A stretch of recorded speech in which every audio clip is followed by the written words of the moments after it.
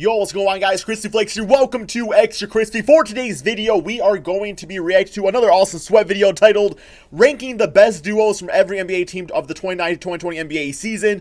So, I mean, I love when he does ranking videos. These are like my favorite videos that he does right here because sometimes he gets kind of, you know, he kind of goes out and bitch-ass left field with it, bro. But this one actually has a pretty damn good like-to-dislike ratio. So he's got 4K likes, 340 dislikes. That's actually a really good ratio, man. So my guess is that it's pretty accurate. But we're going to see. You know, I saw you had, like, Griffin and Drummond ranked at, like, 15th in the thumbnail, which I was actually kind of cool with. So, yeah, man, link to his channel in the description below. If y'all do me a quick favor, please drop a like on this video. Here we go, man. Here we go. Let's see if we're going to be tripping out or, you know, maybe we'll be satisfied for the entire video. Today, we're looking at the best duos from every NBA team. And with how this offseason went down, the era of the this is dynamic gonna be duo. completely No different doubt. than the video No for doubt. last year. Since it is the offseason though, this is going to be based on how I expect these duos to play in the upcoming 2019 and 20 season, considering how players age and develop. And again, for guys like Klay Thompson, Kevin Durant, and John Wall, even if they won't be back this season, we're assuming how they would play once they get healthy. Fair enough. Just for an example, the Nets duo can still be Kyrie and KD, just so it doesn't have to be Kyrie and a guy like Caris LeVert. What's wrong with that said, Caris? let's start I with love number Caris 30. LeVert. He's a great player. With the Hornets and Terry Rozier and...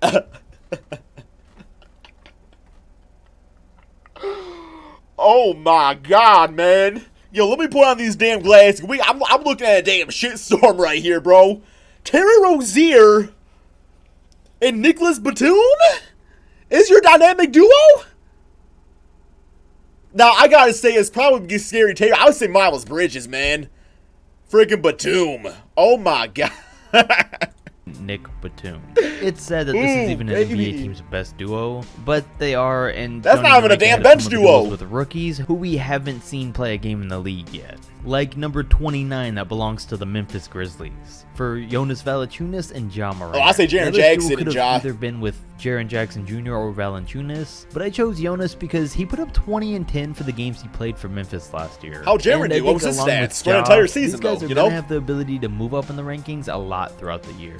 The number 28 spot goes to the Knicks with Julius Randle and RJ Barrett. And you know what? That's not too bad, man. Like, Julius ain't old and RJ Barrett being a rookie, like, that could be something in the future. I ain't gonna lie. I almost ranked the Grizzlies duo higher because I see RJ being a guy that's either gonna go on real hot or cold streaks in his rookie season. But I still put them ahead because as the best player on the Knicks in a starting role, I do expect Randle to have a huge year. The 27th spot goes to the Cavs for Kevin Love and Colin Sexton. Okay. Which isn't an exciting duo, and it's one that I don't expect to be around for too long because hopefully Kevin gets it's gonna be like Darius and then Colin. 26 belongs to the Magic for Nikola Vucevic and Aaron Gordon. Some people might have expected Orlando's duo to be ranked higher, but they're the Magic. And I don't expect... What's wrong with the Magic? The Magic, damn, they did okay. They won a playoff game. Vucevic is an all-star. Too much this year, and even though Vucevic had the best regular season of his career last season, he got dominated by the Raptors defense in the playoffs. On the other hand, number 25 goes to the Chicago Zach Bulls LaVine for and their duo of Kobe Zach White? LaVine and Lauri Markkanen. I really expect both of these guys to take their games to another level this year, and they can do that by really just working on being more of a duo and running pick and rolls more often. Then once everyone on the Bulls gets how much better can LaVine get? Order, is when I think they'll start winning real games. The 24 spot goes to the Pelicans for Zion Williamson and Drew Holiday, which is the highest ranked duo involving a rookie, and with Drew's defense and 22 points a game, and with how good Zion is expected to be, I think this it could be Ingram and Zion, to be honest. Number 23 might be a little questionable with the Oklahoma City Thunder and Chris Paul and Danilo Gallinari. I would say this one's questionable because I think Chris Paul, I don't know if he really fit in that good with James Harden, man. You put him on this team, and he is like the natural point guard. You got Gallinari, who's a 20-point-game scorer. This team could be a lot better next year. This is just a strange duo, and things didn't turn out as expected for OKC. That pick-and-pop game going to be nasty, on the though. Downswing. Without Harden, I'm sure he's going to be a lot better than the 15 and 8 that he averaged with him. Plus, Gallinari's playing the best of his career. So with the rest of their roster, and with these two guys as OKC's duo, they could honestly stay woke, man. Like, seriously, surprising record.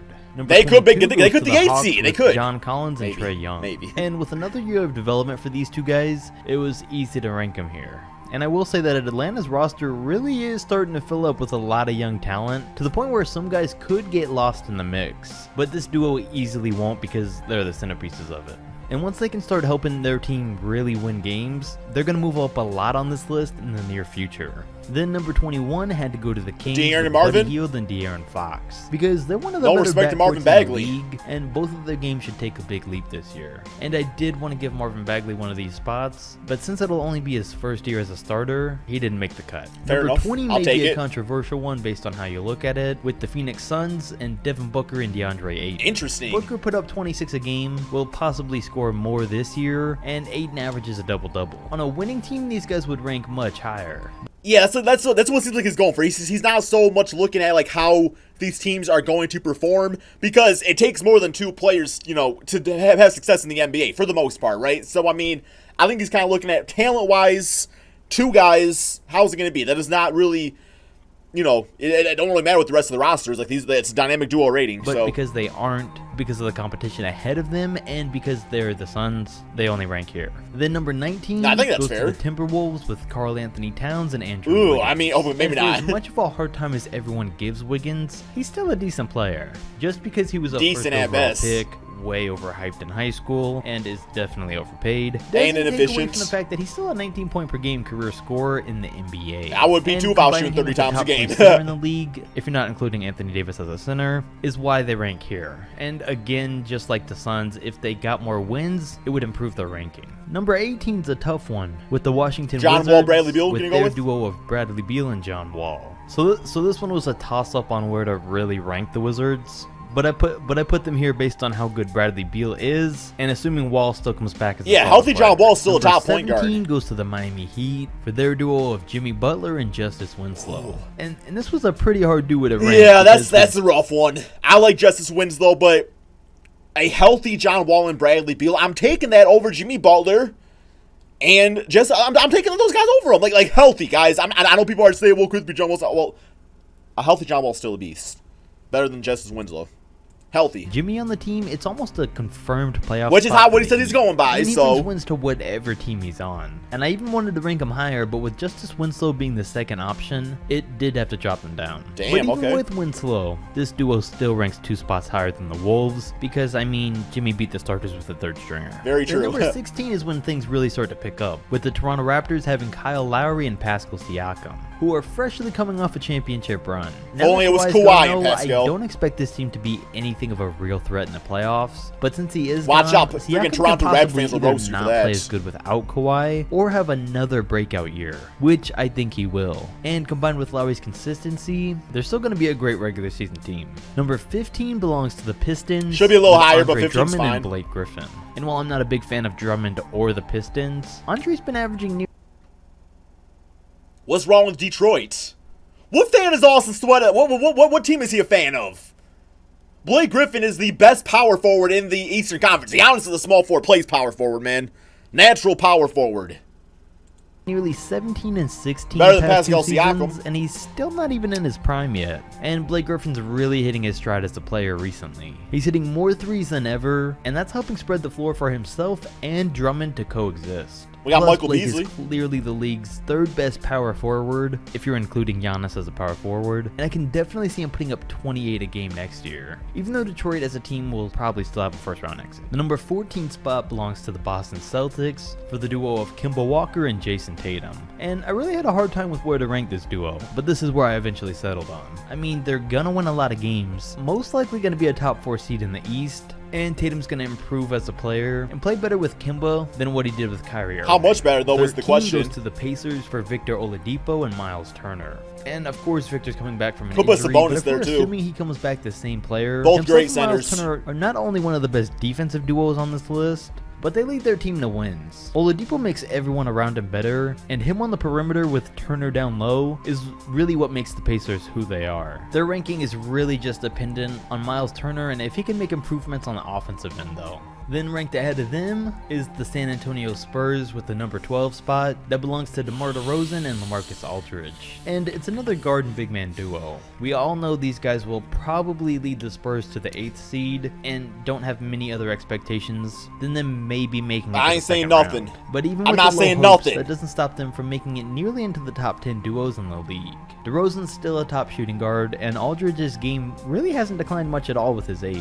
A much younger duo though is number 11 11, with the Dallas Mavericks having Luka Doncic and Kristaps Porzingis. And this spot is assuming Porzingis finally returns to the court and I'm curious is the what same player. he has not played And like if he 2 years, does, has and he? He is. Been I that expect damn these long, two guys really. to not only have some of the best chemistry in the NBA, but to improve the most compared to their last seasons. I still don't think they'll be a playoff team though because of the rest of their roster, but it still wouldn't Yeah, be Jalen surprising Brunson, to see at man. least one of these guys Said as no an one ever. all-star in 2020. Another young duo is number 10 in Donovan Mitchell. One and of my Rudy favorites Gobert. right here. The offensive Mitchell and the defensive Gobert has always been perfect complements to each other, and they had to rank higher than the Mavs duo because they've been together longer. I wish and we had because Donovan of Mitchell and Porzingis' Rudy Gobert. I long love that team. I don't know why, absence. bro, You but I might just think that do. Mike Conley and Donovan could be considered their top two, but coming off of his second straight Defensive Player of the Year season, it definitely has to go. They're looking to bust them Then keeping the threes. theme of young players, number 9 goes to the duo of Nikola Jokic and Jamal Murray. And I really expect Jokic to be a top-tier MVP candidate this season. Same. Something that couldn't be done without Jamal Murray, which is why I feel the Nuggets gave him so much. They need. complement each And I other feel like people perfectly, don't so- give Murray enough credit, putting up 18 a game on a crowded Nuggets team. But his and Nikola's chemistry on the court is something that's going to keep them as a top team in the league for a very long time. Then number 8 goes to Russell Westbrook and James Damn, Harden. that's kind of All low right. for 2 MVP players. That's kind of low. Now, I know a lot of people are going to say this duo should be ranked higher. They With should. a lot of people thinking they belong in the number 4 spot because, I mean, they are the only team in the league with 2 former MVPs on the roster. I said it. And while I think they're going to be one of the clear best teams in the regular season, I have doubts about how they'll perform in the postseason, so that's why they drop down in my mind. But on the other hand, number 7 goes to Damian Lillard and CJ McCollum. I Two love guys that have Damian. nothing I'm left to taking prove. I'm As taking of right Russell now, and they're James arguably over the those second two. best backcourt in the NBA, and even though CJ's still I'm taking never been Russell an and all-star, James. James the second best point guard in the league, so he makes up for it. We've seen these guys' chemistry for years, and we know what they can do, so not really too much needs to be said here. In a similar situation though is number 6 with Giannis and Chris Middleton, which is another situation where the second member of the duo isn't necessarily a star, but he complements Giannis. He's an perfectly, all-star, man. He which was made is an why all-star the Bucks team. overpaid him so much. He was to killing keep it, John. him. Made And like 4 let's talk straight about all these threes. other stars, and then Awesome. thinking about how Middleton got a near max contract, it really makes you realize just how overpaid he is. But I mean, like I said, since he helps the reigning MVP, You are be as good as he has underrating been, what Chris I Middleton guess can we do, can't though. Complain. Then number 5 goes to Ben Simmons and Joel Embiid. Simmons is coming out shooting threes this year. I don't know about making them, but I'm sure he's gonna be shooting them. And I Joel's bet you gonna he have shoots at another least monster 7%, year. at least. These guys have size and height over everyone, and the same thing as the Nuggets. If these guys can stay together for a long time, they can stay a championship level team for years. And usually you'd think since their roster is so stacked that their production might drop, but I think it'll be the opposite for them because now they have so many threats on offense that can play great without the ball. So it's going to open up the floor for them to score Yeah, a Simmons lot can more beat you often. down without And then scoring a what lot. might be an unpopular opinion. Number 4 goes to Steph Curry and Klay Thompson. Klay won't be healthy till towards the All-Star break, I mean, but if we're talking about when he is I don't healthy, hate this. the Splash Brothers do deserve this 4th spot. After everything that's I agree with that happened, 100%. people think I've forgotten how dominant they were even before Durant.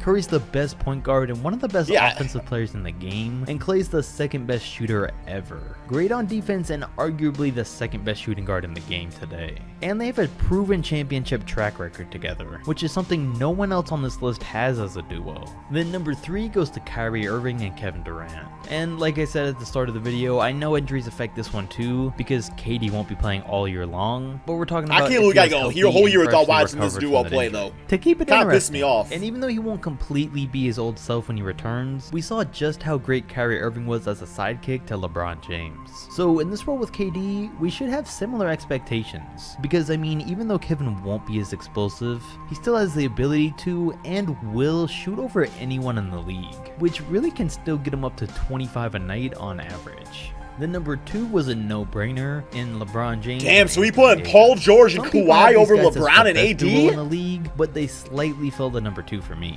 LeBron's as smart of a player as there is, and with him Wow. in the pick and roll with Anthony Davis, these guys are going to be dominant all season long. With a top small forward in the game that averaged 27, 8, and 8, along with the best power forward who has the potential to easily be an MVP and the best player in the league, who just got done I think they putting should up be number 1. 26, 12, and 4, is why the Lakers are one of the best championship favorites. Because, like, you know, LeBron, Kawhi, okay, yeah, I might give the edge there to LeBron.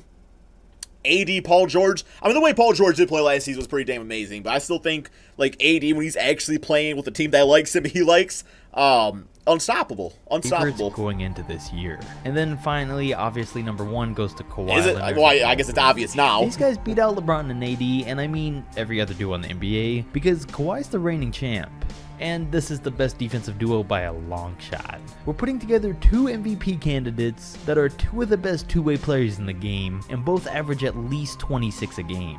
On offense, either of these guys could go off any given night. Same with LeBron and AD, though. On defense, they're going to shut down the other team's backcourt. I guess LeBron's defense holds them back, though, now. Or really, they're 2 best players that don't play center on a nightly basis, which definitely makes this as one of the most exciting things for this upcoming season. And really, all of these duos are exciting. So comment down below and let me know. I mean, overall, I didn't think it was a bad list. Like, I do think that Russell Westbrook and James Harden were ranked a little bit too low. I think they could have been a little higher or whatever. But overall, I thought it was a pretty damn decent list, guys. Give me your thoughts and opinions in the comment section below. Good video, though, guys. Thank you all so much for watching. Check out Austin Sweat, link in the description below. And peace out, my friends.